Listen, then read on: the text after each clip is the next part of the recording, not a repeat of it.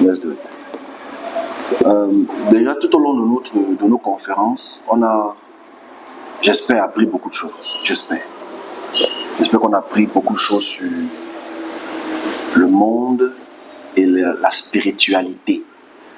Parce que le monde dans lequel nous vivons est spirituel. Donc je voudrais comprendre un peu les cercles de puissance. Je trouve ça très important. Et qu'on voit l'influence que les cercles de puissance ont en quelques minutes. C'est vrai qu'aujourd'hui, la plupart des personnes dans le monde, surtout occidental, voudraient nous faire comprendre que la spiritualité est morte. Pourtant, la spiritualité fait partie des attributs de la création, du monde en général, dans son évolution. Et il faudrait que nous puissions aujourd'hui, à travers tout ce qu'on a bien pu étudier tout au long des mois précédents, le fait que nous sommes dans un monde pour lequel les hommes qui dirigent sont dans des cercles. Donc on va parler de ces différents cercles de puissance qui dominent encore le monde. Vous savez, les puissances égyptiennes de la 17e dynastie, c'est-à-dire à partir de 1300 avant notre ère, et les puissances mésopotamiennes de Sargon, le premier, ont façonné le monde religieux, spirituel, c'est-à-dire l'observation des astres et la création des confréries. Les confréries n'ont pas commencé au XVIe, XVIIe siècle de notre ère, non. Les confréries ont commencé bien avant, c'est-à-dire des groupes d'initiés. Avec leur capacité initiatique, ils dominent. Et j'écoute souvent des personnes faire des affabulations en ce sens-là, disant qu'un homme ne peut pas changer le monde. Et voilà, je veux commencer par là. Les premiers hommes qui changent toute l'Afrique, c'est d'abord les rois. L'Égypte, à travers des hommes politiques, ont changé le monde. Ramsès a changé le monde. Du côté de la Mésopotamie, Sargon a changé le monde. Qu'on essaie d'entrer dans notre premier millénaire, naturellement, Cyrus a changé le monde. Si on essaie d'aller plus loin, Alexandre a changé le monde. Et leur attribut, leur conception spirituelle et leur conquête des territoires ont changé l'aspect du monde. Donc un homme peut changer le monde. Derrière cela, oui, il y a des puissances ésotériques, mais je dis, un homme, c'est toujours un homme qui change le monde dans sa capacité de connaissance. On va parler du gnosticisme tout à l'heure, parce que c'est très intéressant de parler du gnosticisme. Et à travers cela, je veux qu'on puisse comprendre comment le monde est un peu géré. C'est un peu triste de voir à quel point les médias peuvent nous pousser à ne pas voir les choses sous cet angle-là.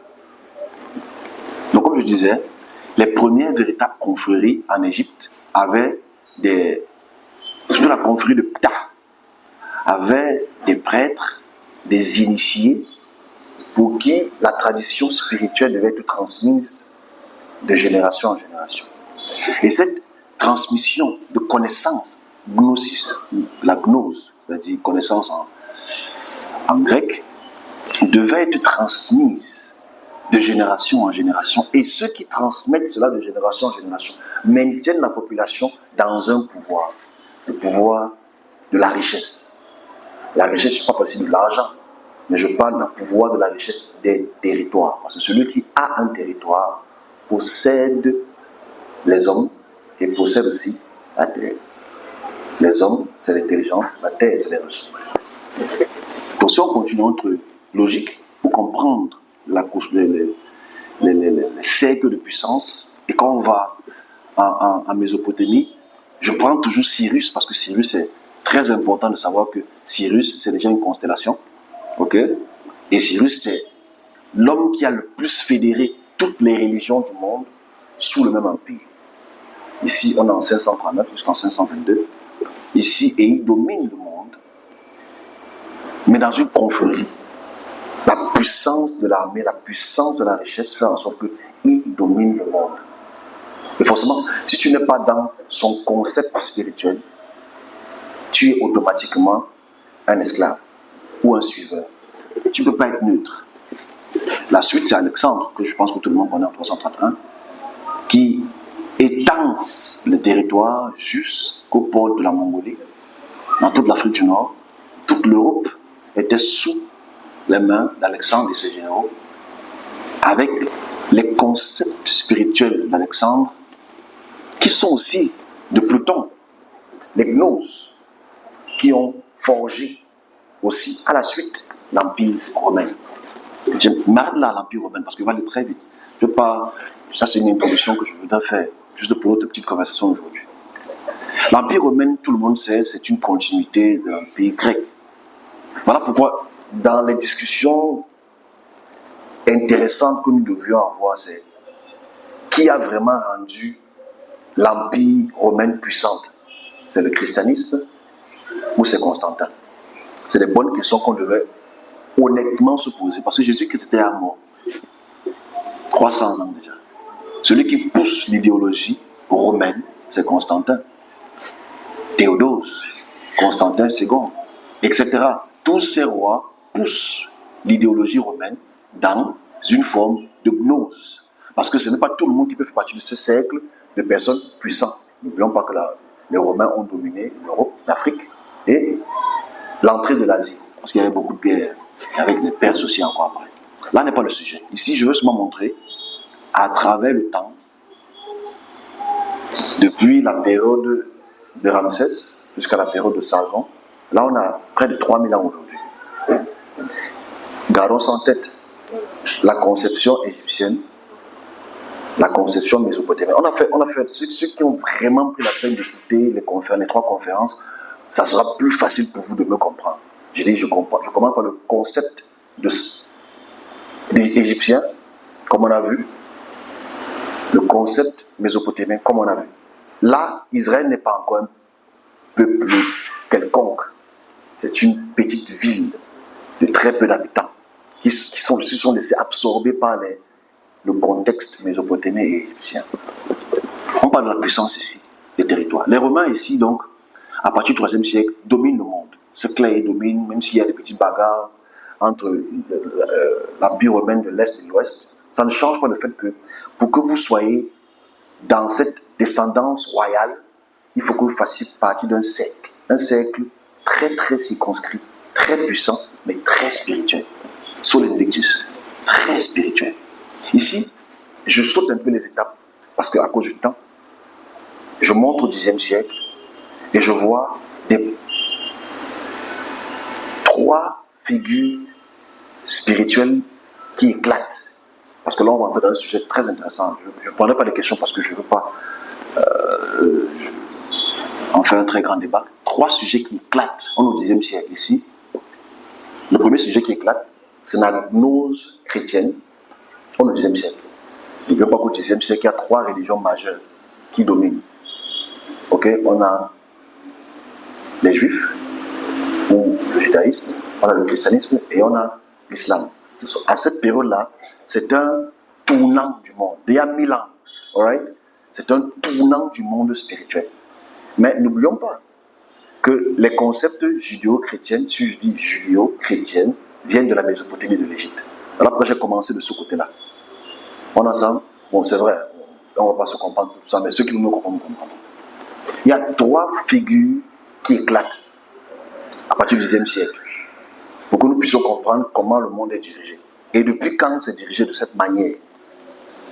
Au Xe siècle, éclatent 3 véritables formes spirituelles. La Kabbale, juive, je donnerai son origine, rapidement, pas pour perdre de temps. Le soufisme, je donnerai son origine, pas pour trop perdre de temps. Et aussi la gnose chrétienne, pas pour perdre de temps. Parce que ces 3 concepts ont forgé l'Europe. Parce que nous sommes aujourd'hui annexés par l'Europe. Ces trois concepts spirituels ont forgé l'Europe. Alors, le soufisme, pour commencer, c'est une branche dérivée, si je peux l'appeler ainsi, spirituelle. Parce qu'on dit sophisme, sophia, sagesse, ok?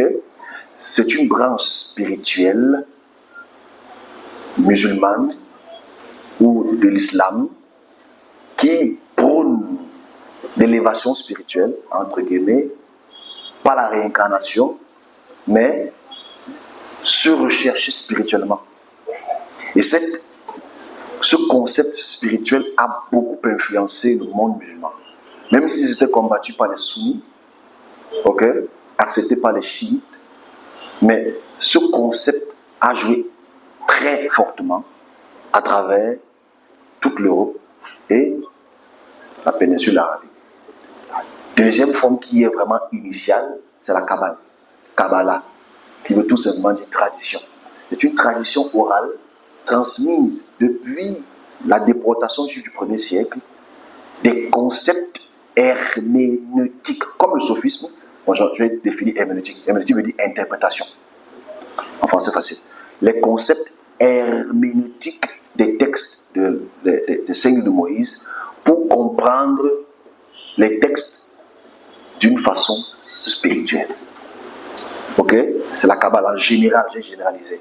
Donc, eux se basent sur ces interprétations, sur la Gematria, ok? Sur les Séphiroth, à travers le Zohar qui vient un peu beaucoup plus tard, les concepts très importants qui ont forgé la mentalité européenne. Et naturellement, les gnoses chrétiennes, qui c'était aussi un secteur qui n'était pas catholique, mais qui était purement dans la compréhension surtout des livres de Jean, parce qu'en fait, quand vous voyez juste le mot, vous connaîtrez la vérité vous affranchira. Le mot connaissance, là, c'est du gnosis, ça veut dire connaître la vérité, ça veut dire chercher une vérité émanente.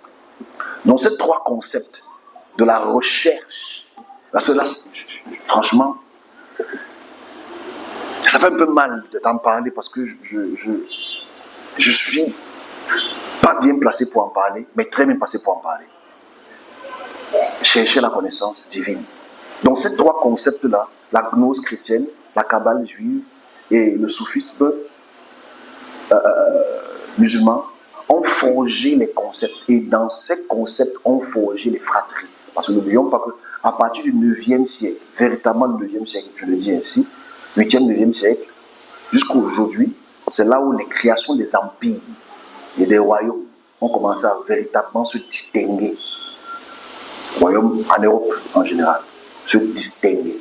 Et tous ces royaumes, qu'ils soient chrétiens, influencés par les concepts juifs, qu'ils soient musulmans, influencés par la Kabbale juive, ont fait grandir des idéaux, des concepts qui ont progressivement commencé à créer des différentes petites figurines de cercles ésotériques. Et ces cercles ésotériques ont beaucoup influencé la pensée humaine. Les philosophes, les écrivains, les penseurs en général, les pasteurs, les prêtres, les imams ont été influencés par ces trois concepts. C'était une introduction que je faisais. Naturellement, on doit savoir qu'à partir du XVIe siècle jusqu'au XVIIIe siècle, ces mêmes principes en continuité ont créé ce que nous vivons aujourd'hui. Ce qui nous dirige de A à Z, c'est, même si j'ai laissé le wahhabisme, okay, pour les musulmans, avec l'Arabie Saoudite, parce que je ne vais pas compter l'Arabie Saoudite comme puissance. Parce que pour moi, l'Arabie Saoudite, ce n'est que les années 1930 qu'ils ont découvert le pétrole au sens plus du terme et ils ont commencé. Donc ça fait presque 100 ans qu'ils sont puissants. Moi, je parle des gens qui sont puissants depuis 1000 ans, au sens plus du terme. Je ne vais pas prendre le wahhabisme d'Arabie Saoudite. Donc ici, ce que je veux dire, c'est quoi? C'est que du 16e siècle jusqu'au 18e siècle, 19e siècle, mettons ça ainsi, il y a la création de nouvelles formes de sectes qui sont infiltrées, qui ont infiltré les églises, qui ont infiltré les religions, la religion catholique, protestante et musulmane. On les appelle les rosicruciens et les francs-maçons, pour lesquels, naturellement, l'un c'est la gnose, ok, l'un c'est la gnose, l'un c'est la gnose chrétienne, Et les autres, c'est plus la cabale juive. Mais tout cela ont leur base égypto-israélite. Donc, naturellement, aujourd'hui, ce n'est pas un très grand débat. Ceux qui dirigent le monde financièrement ou en termes de richesse, ce sont ceux qui maintiennent le monde dans cette petite connaissance pour lesquelles nous nous battons. Enfin, quand je dis nous, je ne suis pas dedans, pour laquelle le monde se bat pour intégrer. Parce que si tu intègres aujourd'hui ces groupes spirituels, il est très fort probable que tu diriges le pays. Si tu intègres les francs-maçons, et la Rose-Croix, ou des nouvelles petites dérivées des Illuminati, comme ils s'appellent, de l'Arabie Saoudite, quand tu es dans leur petit cercle qui te donne une certaine richesse, une certaine visibilité, il est clair que tu commences à avoir des postes de responsabilité pour devenir l'échiquier, un petit pion dans des traditions millénaristes. Parce que je le dis toujours, et je pense que tout le monde le sait, enfin j'espère, que ceux qui dirigent en tant que président l'Europe et l'Afrique, en majeure partie, à part nos amis de l'Afrique de l'Ouest, ce ne sont que des pions multimillénaristes des concepts judéo-égyptiens. J'ai introduit ce petit sujet parce qu'il est important de voir à quel point nous sommes dans des cercles. Sans le vouloir aujourd'hui, nous acceptons la maçonnerie. Et maintenant, même ceux qui combattent la maçonnerie sont dans un autre cercle. Parce que si tu te lèves pour parler contre la maçonnerie ou les Rosicruciens ou toutes ces formes de puissance, on te blacklist. Personne ne t'écoute. Personne ne te parle. On te laisse dans un petit coin comme un petit fou. Mais eux ne se cachent pas de leur spiritualité. Voilà, nous sommes en fin d'année aujourd'hui. On doit se poser la question. Le groupe maçonnique de l'Ouest est en train de tomber. Bon, là, ce n'est plus un très gros débat. Le groupe maçonnique de l'Ouest, c'est-à-dire l'Europe et l'Amérique, est en train de carrément tomber devant nos yeux. Quel est le groupe qui va se lever? Parce que ce n'est qu'un groupe spirituel qui va se lever. Je souhaite qu'on en parle un peu, si j'ai l'opportunité d'ouvrir ma bouche pour en parler. Mais moi, je suis attristé de voir à quel point la plupart de la population mondiale de l'Ouest et les colonisés, nous, on ne sait pas qu'on est en train de courir dans un cercle qui a une barrière. Et qu'on arrive à la frontière, on nous pousse vers une autre frontière qui est toujours dans la même frontière de cet enclos spirituel. Dans mes réflexions et dans les messages que j'ai reçus depuis beaucoup d'années à ce sujet, je me suis posé beaucoup de questions.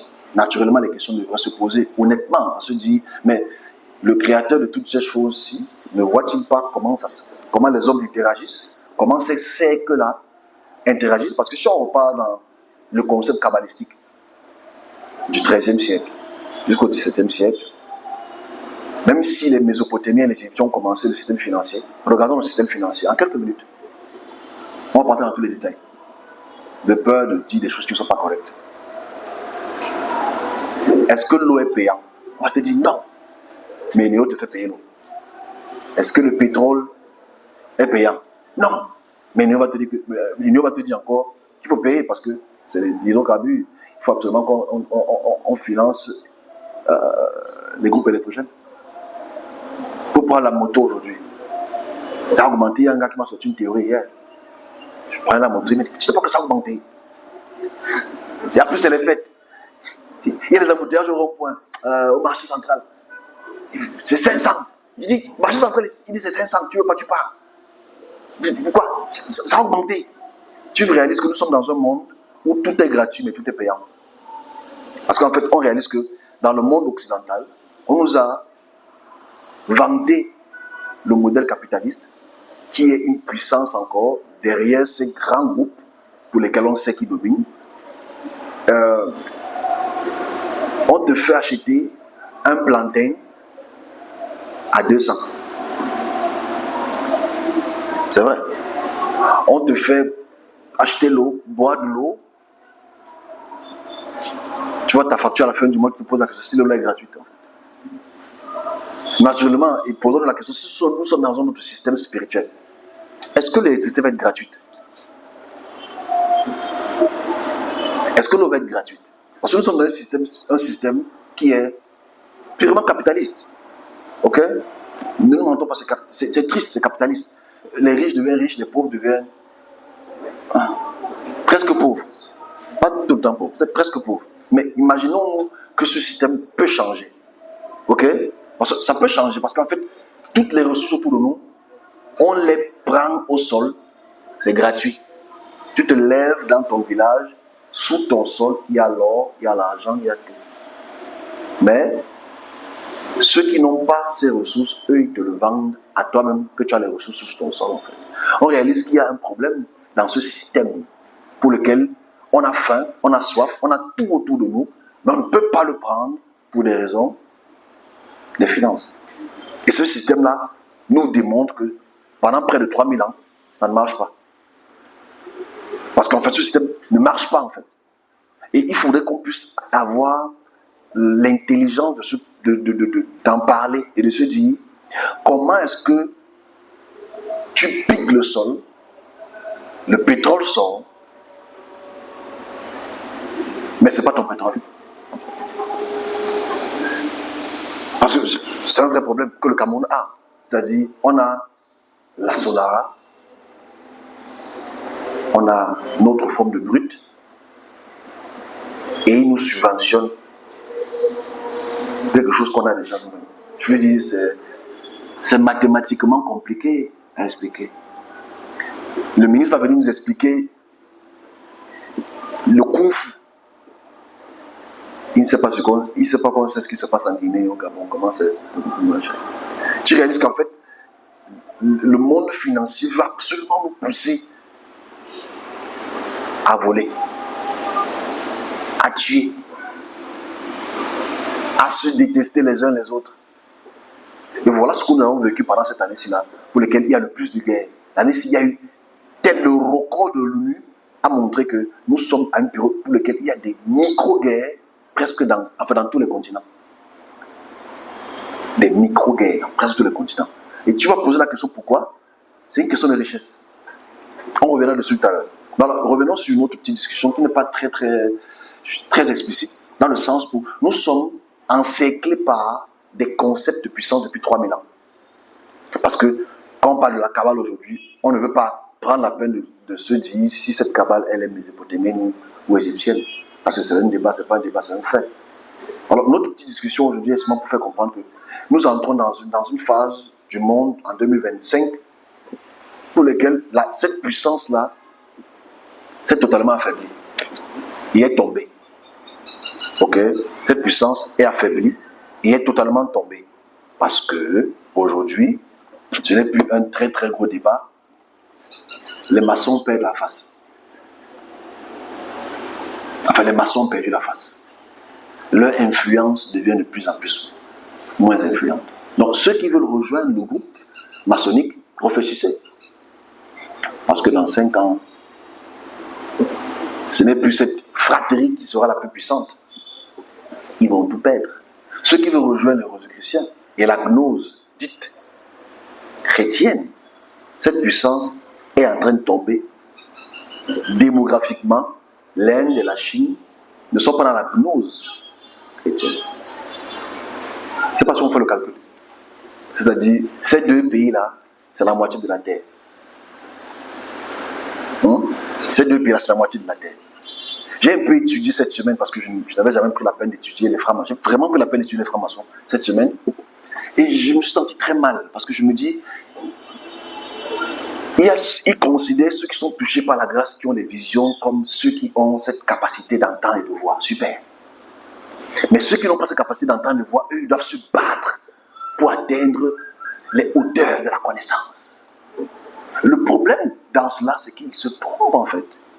Parce que tout ce qu'on demande de faire, tu ne vas pas dans le sens de la connaissance du Créateur. Tu vas dans le sens de la connaissance d'une créature. Et cette créature te fait comprendre qu'elle est une créature, mais tu veux toujours avancer dans cette connaissance. Et ce n'est pas mauvais, parce que chacun a le droit de faire ce qu'il pense. Moi, Dans ma petite discussion d'aujourd'hui, je voudrais juste te faire comprendre que même le serviteur aujourd'hui de Dieu, ou de qui que ce soit, a un problème. Et je clôture par là, après je prends notre sujet. C'est le fait que, parce qu'on va compris plus, hein, okay, je veux qu'on ait beaucoup plus de prières aujourd'hui, que nous sommes dans la gnose aujourd'hui. Parce qu'on parle des choses pour lesquelles les pères de l'église alexandrin ou d'Alexandrie du 1er siècle nous ont poussés dans l'herméneutique. On ne se pose pas les vraies questions sur la gamatria, on ne se pose pas la question sur la kabbale, on ne se pose pas la question sur la théophanie kabbalistique, sophiste, qui font partie de notre discussion, de nos discussions. Est-ce qu'on se pose ces questions? Je ne sais pas. Nous sommes dans un cercle puissant. Et ce cercle puissant, ce n'est pas les prières qui enlèvent cela. Ok? Ce ne sont pas les prières. C'est parce que tu pries que les maçons vont perdre le pouvoir, etc. Quelle est la solution? On va aller faire un jour de 40 jours, 40 nuits à la montagne et demander à Dieu de venir nous sauver. Ça ne marche pas en fait. Ceux qui dominent le monde, dominent le monde. La suite. Alors, la suite ici, elle est intéressante parce que nous devons comprendre la construction. Je veux comprendre un peu de la construction.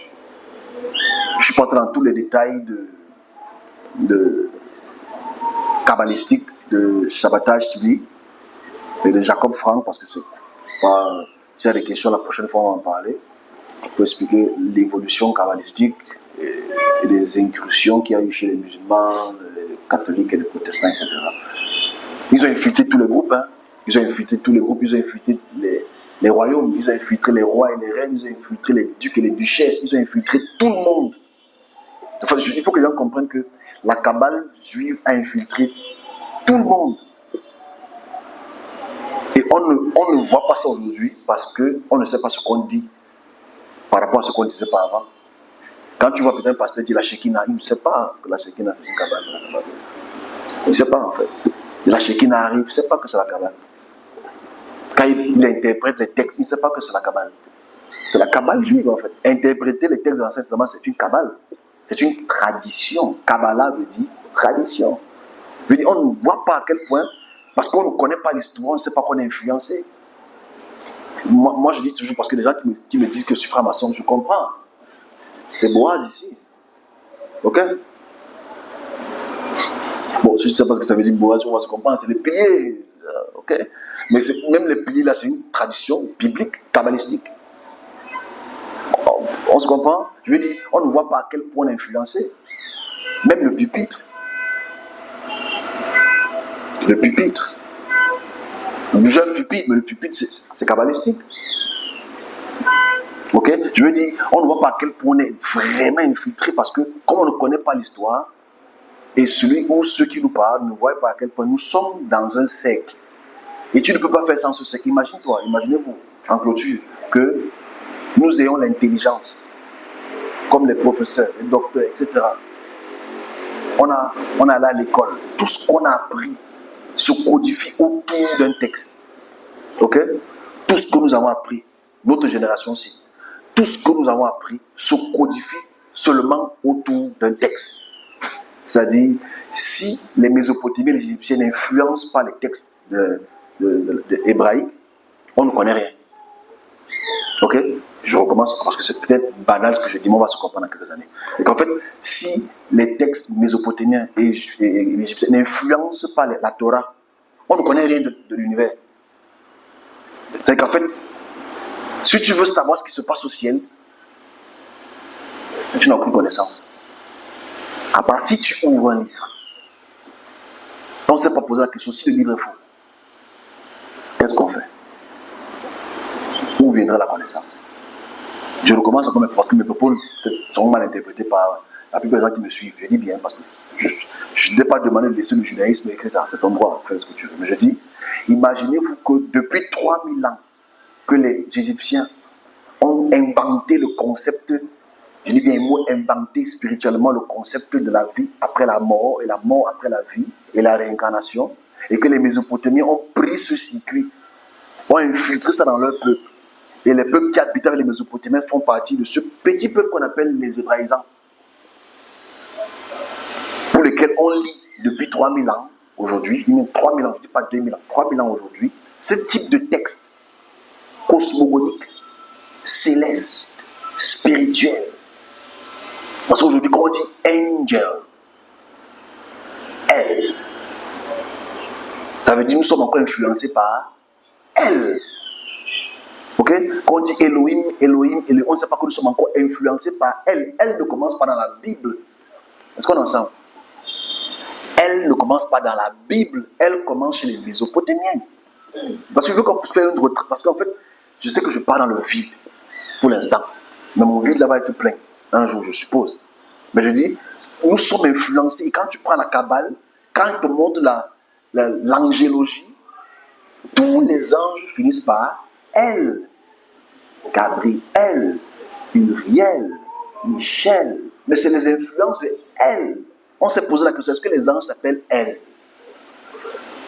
C'est la vraie question qu'on va se poser. On ne veut pas se la poser parce qu'on a peur. Pourquoi? Parce que notre seule notion de connaissance tourne autour d'un texte pour lequel on n'a pas posé la question si ce texte dit vrai. Parce que tu es qui pour mettre en doute ce texte? Puisque tout le monde, dans tous les différents groupes ésotériques, pratique ce texte. Musulmans, c'est le même texte. Chrétiens, c'est le même texte. Les gnoses, c'est le même texte. Tous les nouvelles sectes 2.0 là, c'est le même texte, le même concept. C'est la même chose que je dis souvent. Le jour qu'on a découvert, pour moi bien sûr, moi je dis 91, hein, le jour qu'on a découvert à travers James Webb que l'univers a l'expansion, ça change tout. Bon, ça je dis, c'est mon dicton, hein. C'est-à-dire, l'univers s'en fout de ton incompréhension. En fait. L'univers s'en fout si tu ne comprends pas qu'elle est en expansion. Ok? Si tu penses qu'il n'y a que la terre dans la création, c'est ton problème. Ok? C'est ton problème. Mais je dis, on ne voit pas le fait que nous sommes incrustés dans une connaissance pour laquelle on n'a pas le pouvoir de dire est-ce que c'est vrai même ça? Est-ce que ce n'est pas faux? Et dès que tu te lèves pour dire que c'est faux, tout un système qui n'a pas le regard en dehors de ce système est faux. Forcément, imaginez-vous que nous basculons à l'ouest. Okay. Imaginez-vous que nous basculons à l'est, pardon, et qu'on part chez les Chinois. Tu dis Gabriel, va te regarder. Gabriel. Tu dis Uriel, il va te dire. Parce qu'ils ne connaissent pas. Ce n'est pas leur concept spirituel en fait. Donc je veux qu'on puisse voir à quel point nous sommes dans un gros problème pour lesquels nous donc en tant que serviteurs, nous attestons de ces conneries. C'est-à-dire, nous attestons de ces conneries et nous poussons la population à croire à cette connerie en fait. Et forcément, dès que tu dis le contraire, parce que moi je sais que je suis le fou de la bête du fou, ce que tu racontes là, tu ne peux pas comprendre. Tu ne peux pas comprendre parce que c'est trop spirituel. Et je m'arrête là pour dire, si donc on enlève ces 5 livres, et je mets encore un petit plus, on enlève ces 5 livres, et 2 ou 3 autres petits livres à côté, il n'y a aucune secte. Je vais du plus bas jusqu'au plus haut. Si on enlève les 5 livres de Moïse, et Enoch, il n'y a pas de franc-maçon. Il n'y a pas de rosicrucien. Il n'y a pas de cabale. Il n'y a pas de soufisme. Il n'y a pas de gnose. Rien. Et c'est une question pour laquelle il faudrait qu'on puisse, l'année prochaine, intelligemment en parler, pour que nous puissions comprendre que on nous a trompés depuis 3000 ans. Donc moi je ne blâme pas le christianisme. Le christianisme ce n'est qu'un produit dérivé de ce qui existait déjà. 3000 ans d'usurpation. Deuxième sujet, rapidement. 3000 ans d'usurpation. Mais on s'en fout de ça. Qu'est-ce que tu racontes, mon ami? Tu parles. Qu'est-ce que tu dis pour ça? Parce que bon, maintenant c'est mes yeux par rapport à tes yeux. Bon. Parce que je sais qu'il y a des gens qui me suivent beaucoup. Hein. Ils me suivent, pioche un peu ici, pioche là-bas. Je suis content parce qu'il y a certains musées européens qui ont pris mes vidéos, des conférences, ils ont posté ça sur leur page. Je suis très content d'avoir ce qu'ils ont fait. Il voit quand même que je dis beaucoup de bonnes vérités.